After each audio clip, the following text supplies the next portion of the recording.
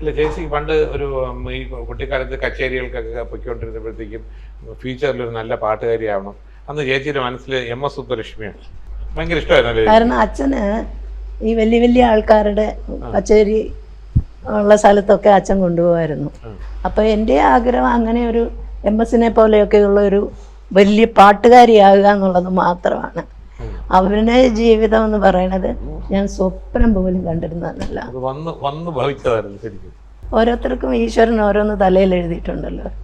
അങ്ങനെ പോകും. അതെ അതെ അതെ അതെ അത് തന്നെയാണ്. ഇനിയൊരു ജന്മം ഉണ്ടെങ്കിൽ പാട്ടുകാരിയാവണോ അതോ ഇതുപോലെ സിനിമാ നടിയാവണോ എന്ന് ചോദിച്ചാൽ ചേച്ചി എന്ത് മറുപടി പറയും? പാട്ടുകാരിയാവണമെന്ന് പറയും. ചേച്ചിയാണെങ്കിൽ അന്ന് കണ്ടിന്യൂസ് എനിക്കറിയാം പടങ്ങളിലെ ശശികുമാർ സാറിൻ്റെ പടമായാലും AB രാജകുമാരായാലും എല്ലാ പടങ്ങളിലും ചേച്ചിയുണ്ട്. ആ സമയത്തൊക്കെ കുടുംബം ശരിക്കും നോക്കാൻ പറ്റിയിട്ടുണ്ടോ?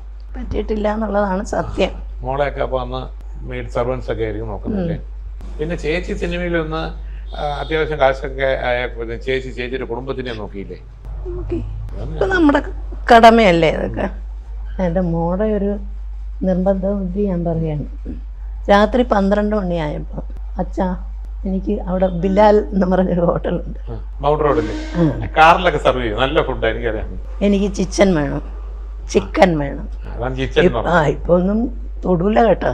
രാത്രി 12 മണിക്ക് സ്വാമി ഞാനും കാറിൽ വെള്ളം പൊക്കി കൊണ്ടുപോകും. അതിന് ചിക്കൻ വാങ്ങിച്ച് കൊടുക്കും. ചിക്കന് വേറെ എന്തോ കൂട്ടി നല്ല ഫുഡാണ്. അപ്പൊ അങ്ങനെയൊക്കെ ഉള്ളൊരു നിർബന്ധ ബുദ്ധി ഉണ്ടായിരുന്നു എന്ന് പറയാം. ഇപ്പൊ അതൊന്നും തൊടൂല. ഞാൻ ഇവിടെ വന്നതിന് ശേഷം ഇവരെല്ലാവരും കൂടെ നിർബന്ധിച്ച് ഫിഷ് കഴിപ്പിക്കും. ചിക്കനൊന്നും മാംസാഹാരം ഞാൻ തൊട്ടിട്ടേ ഇല്ല, ഇഷ്ടമല്ല. ഫിഷ് കഴിക്കുന്നത് തന്നെ എനിക്ക് ആലോചിക്കുമ്പോൾ അതിങ്ങനെ കിടന്ന് പടയ്ക്കണമെന്നൊക്കെ ആലോചിക്കുമ്പോൾ ദൈവമേ വേണ്ടല്ല അയ്യോ എൻ്റെ ദൈവമേ, ഇവിടുന്ന് പിടിക്കുന്നതൊക്കെ ഇവിടെ കൊണ്ടുവരും. ചിലപ്പോൾ ഇങ്ങനെ തൂക്കി പിടിച്ച് ഞാൻ പറഞ്ഞു കൊണ്ടുപോകുന്നു പറയും. അയ്യോ എനിക്കതൊന്നും ആലോചിക്കാൻ വയ്യ. ചേച്ചി എന്തെങ്കിലും ചേച്ചിയുടെ അനുഭവങ്ങളും കാര്യങ്ങളൊക്കെ ഒരു പുസ്തകം എഴുതിയിട്ടുണ്ടോ? അല്ലെങ്കിൽ ആരെങ്കിലും സമീപിച്ചിട്ടുണ്ടോ?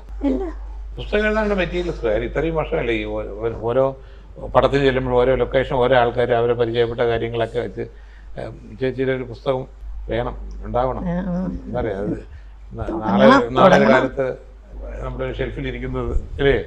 തുടങ്ങാം. ഇനിയുണ്ട്, സമയമുണ്ട്. ലളിത ചേച്ചിയെ വിളിക്കാറുണ്ടോ? അതെ വിളിക്കാറുണ്ട്. ലളിതയ്ക്ക് എന്തോ സുഖമില്ലാന്ന് തോന്നുന്നു, ലിവർ എന്തോ മാറ്റി വയ്ക്കുന്നു. അതാണ്, അതിനുവേണ്ടി ശ്രമിക്കുന്നുണ്ട്. ആരെങ്കിലും ഡോണർ വന്നാൽ അത് മാറ്റണം. പോണമെന്ന് വിചാരിക്കുന്നുണ്ട്, ഒന്ന് പോയി കാണണമല്ലോ.